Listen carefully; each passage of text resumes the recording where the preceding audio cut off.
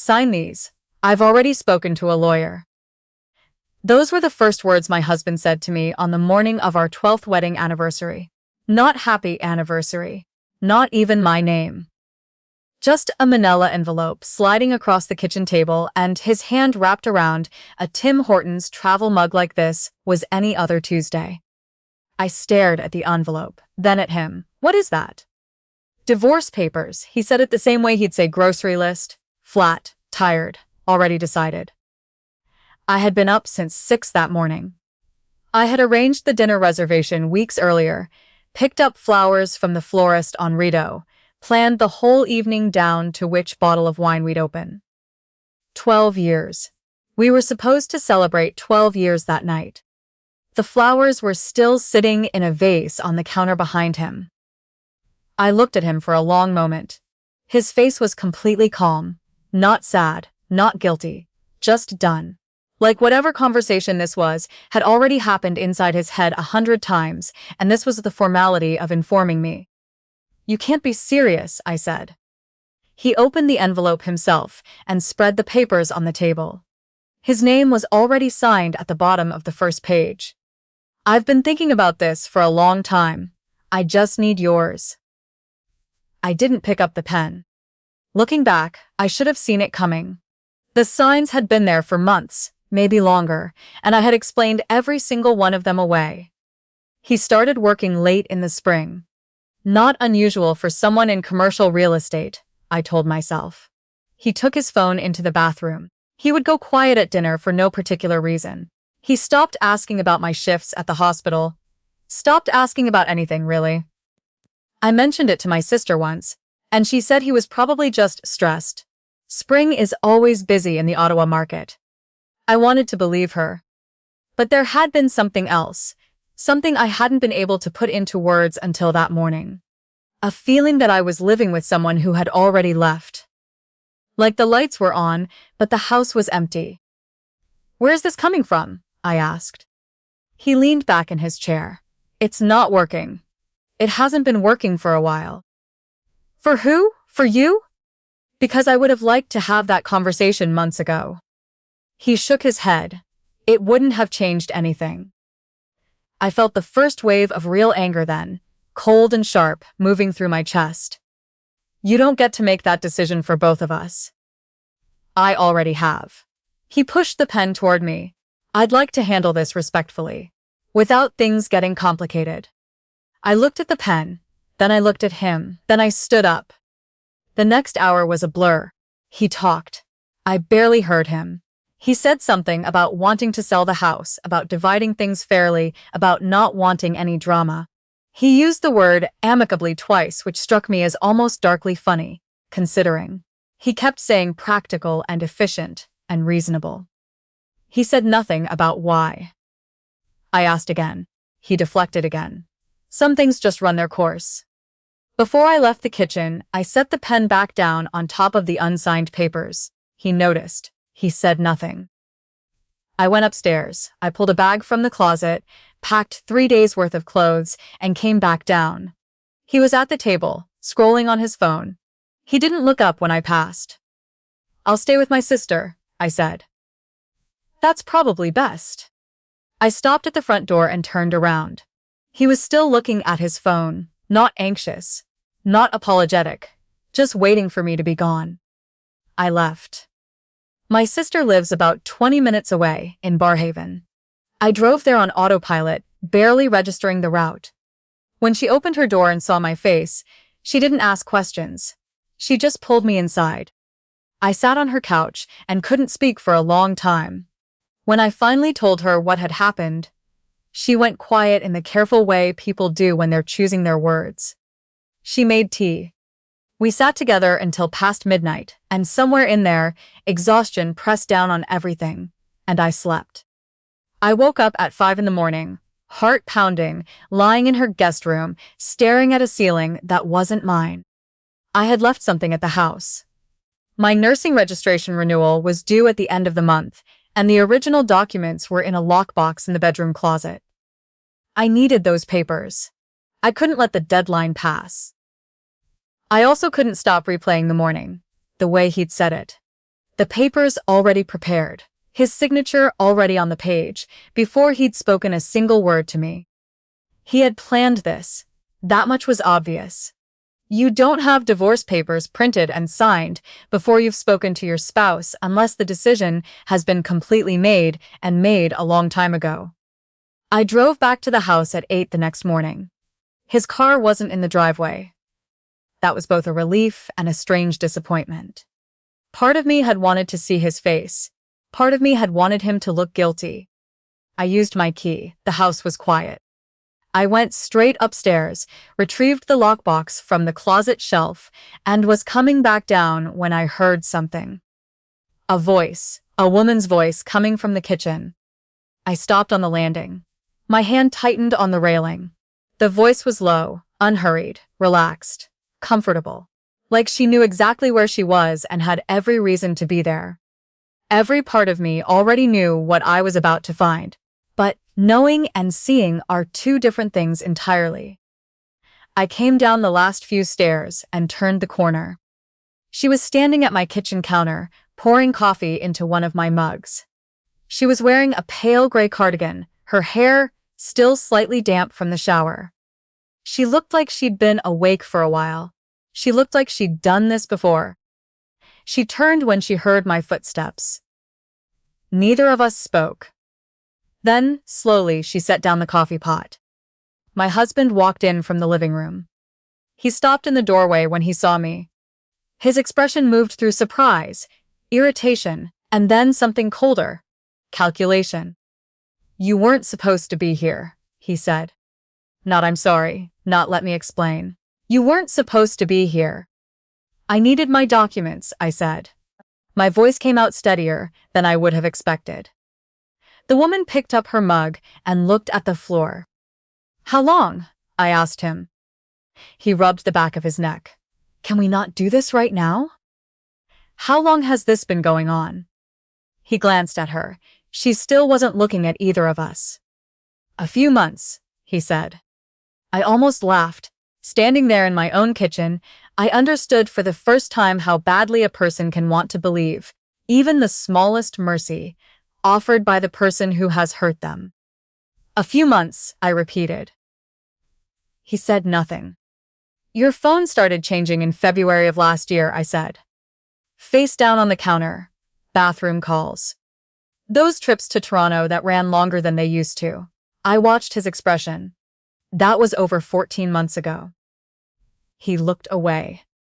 "Don't insult me with a few months," I said quietly. The woman set her mug in the sink and excused herself without making eye contact with either of us. I heard her footsteps on the stairs. I heard a door close. And then it was just us. 12 years of marriage in a very small kitchen. "Was I the last one to know?" I asked. He didn't answer immediately. That was its own answer. "Some people knew," he said finally. I felt the floor shift. "Which people?" He named a colleague of his. Someone who had been to our home for dinner. Someone who had sat across from me, eaten food I'd cooked, laughed at things I'd said, and known. I held onto the counter, not because I thought I would fall, but because I needed something solid. "The divorce papers," I said. "How long have those been in progress?" "A while." "How long is a while?" He rubbed his forehead. "I started speaking to a lawyer last October." Last October, 9 months before our anniversary. 9 months before he slid those papers across the table on what was supposed to be a celebration. I looked around the kitchen. The flowers I'd arranged the day before were still in the vase behind him, just beginning to open. He hadn't thrown them out. He simply hadn't noticed them at all. I walked toward the kitchen table. I don't know what made me look, but I did.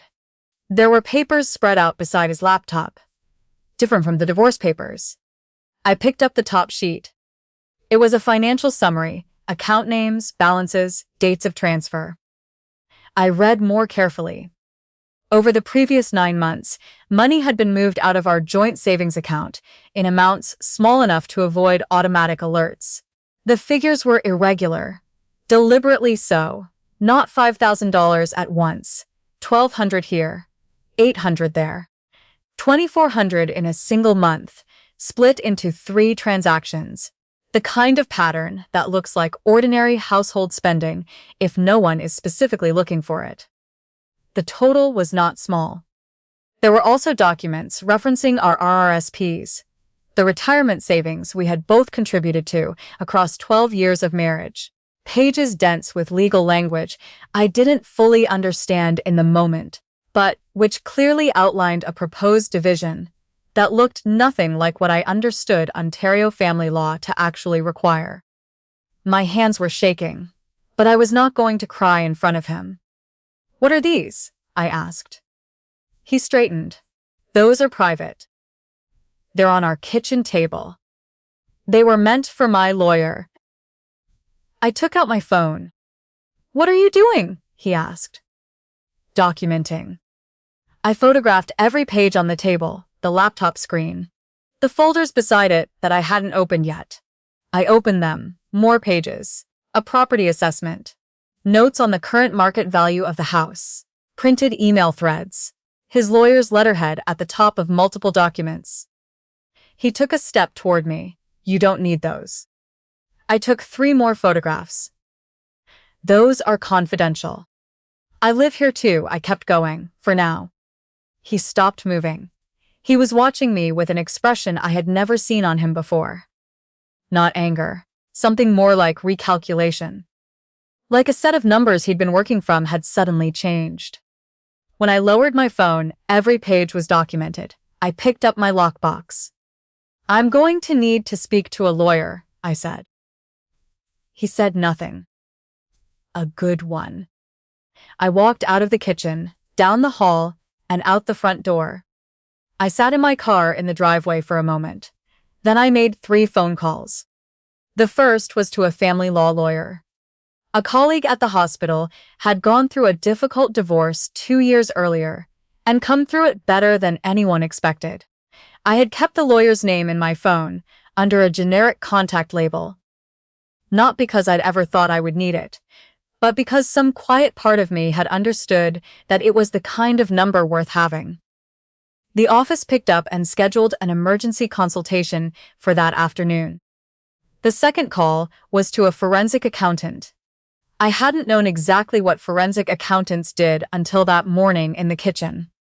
I looked it up sitting in the driveway, and I understood within minutes why their name came up first in every resource I found about protecting yourself financially in a divorce.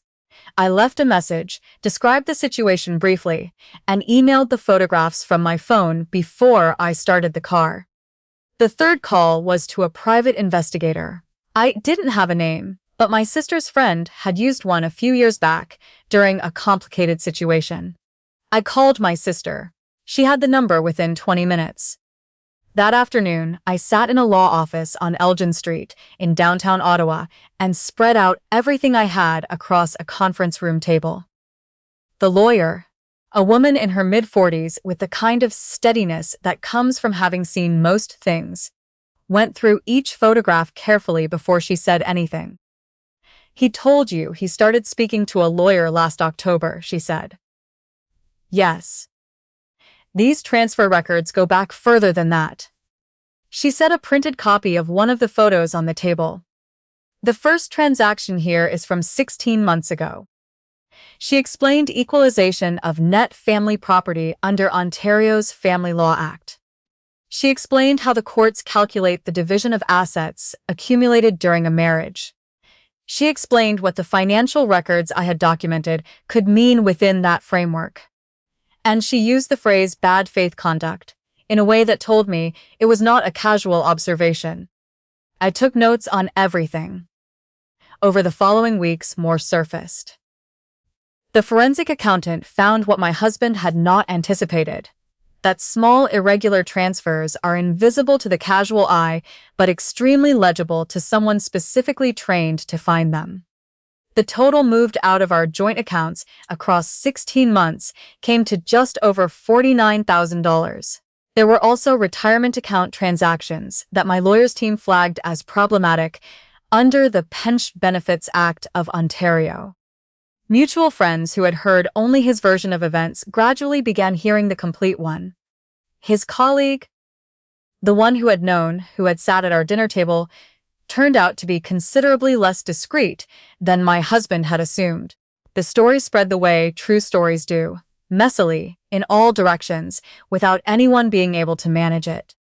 The woman I had found in my kitchen did not stay long. By the time legal proceedings were properly underway, she had already moved out of the picture. I learned through someone we both knew that she had not been the only person he had been involved with during our marriage. That particular piece of information no longer surprised me. He made 2 attempts to negotiate a settlement outside of court. Both proposals were declined. The house sold 11 months later.